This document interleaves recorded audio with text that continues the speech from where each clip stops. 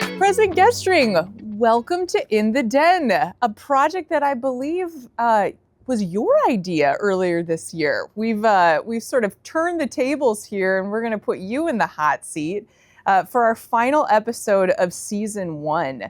I remember it was about this time last year where you sent a note saying, I really think that we should do something like this. This was all your idea.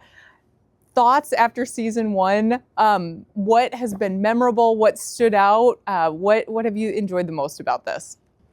Well, to start, the idea came from trying to find ways to elevate, recognize, and bring awareness to all of the faculty and the staff and the students and the incredible things and works that they are doing on campus. And I thought this might be an easily digestible way to do that.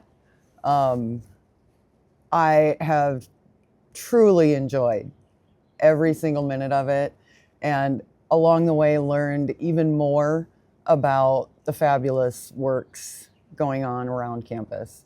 I hope campus has enjoyed those in the den conversations as well. I hope they've learned as much as I have, or even more.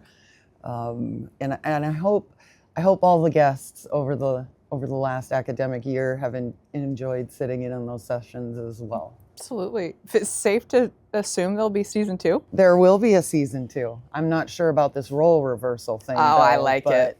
I like it. I think we should do it more often. I also think in season 2, we should get creative with some of our locations. Absolutely. Maybe we do one in the tunnels.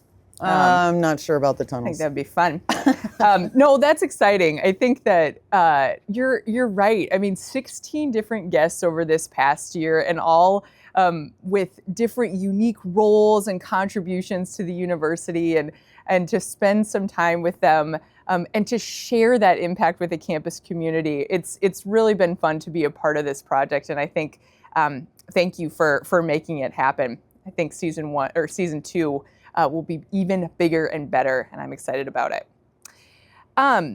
So, through the In the Den series, we've heard a lot from different difference makers on this campus, but there have also been several other engagement initiatives that you have really championed this year. Can you talk a little bit about those? Yeah, absolutely.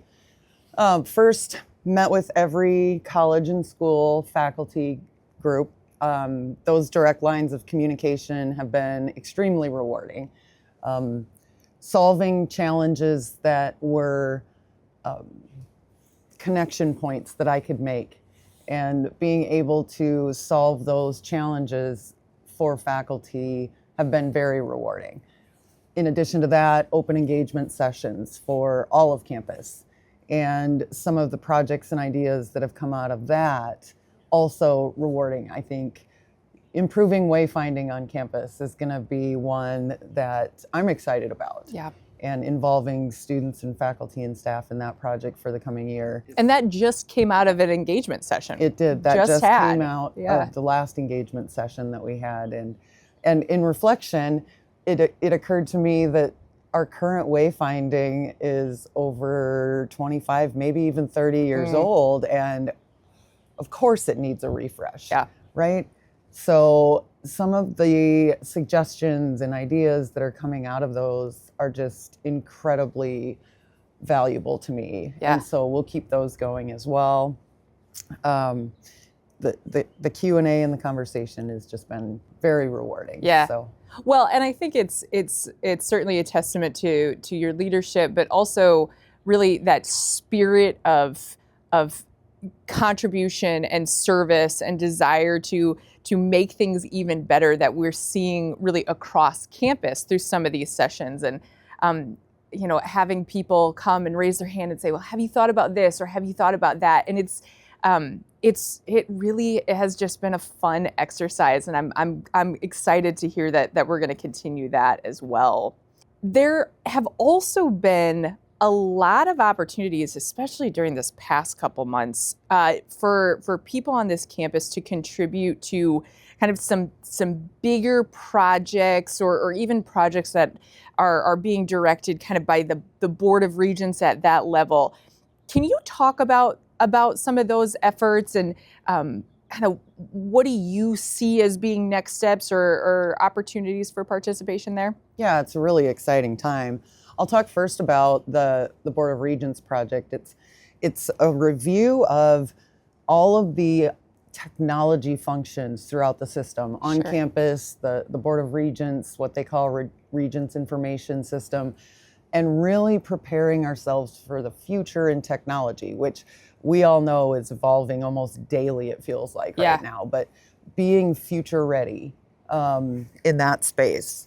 And then with our current strategic plan coming to a close Yeah. in 2026, at the end Yep. of 2026, our campus is engaged in the next strategic plan. Yeah. And being a part of that process and helping our campus Yeah. be ready for the next 5 years and having that 5 years set us up for the next 10, 15, 20. Yeah. And just being a campus that's always ready for the future and setting us up for the long term. Yeah, absolutely. I mean, I know that there have been several different engagement sessions that we've done on campus here in Vermilion, sessions at USD Sioux Falls.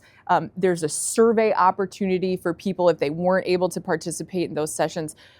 As part of the strategic plan, is there also an opportunity or will USD also engage with some of our like external stakeholders or friends of the university? What do you think that looks like? Absolutely. There's a very long list of individuals we will engage, just like the last strategic plan.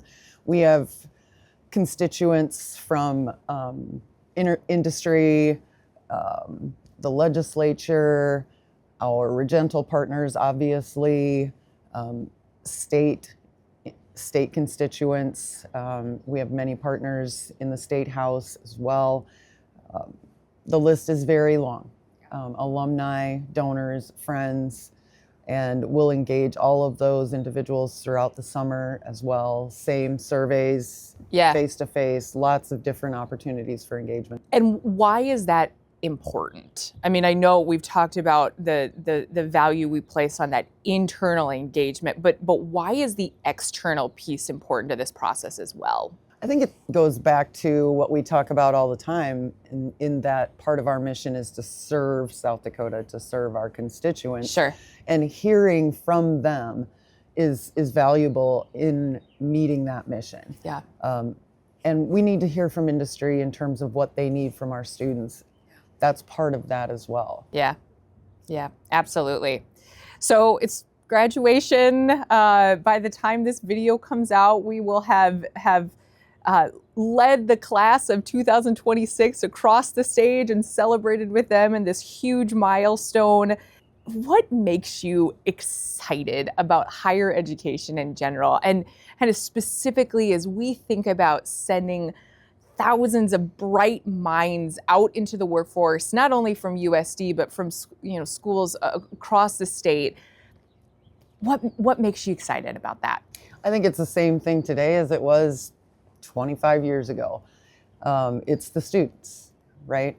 And making sure that we are ready for the future. Yep. So that we can serve those students and get them across the stage. Our students are so incredible. I mean, they give me hope for everything into the future. They come to campus and they're bright-eyed and they're excited and ready to make their mark here on campus, and then they get to that graduation stage and they're a little bit anxious and really excited to go out into the world and make their mark on the world and change the world. And so it's the same thing now as it has been all along. It's the students. Absolutely.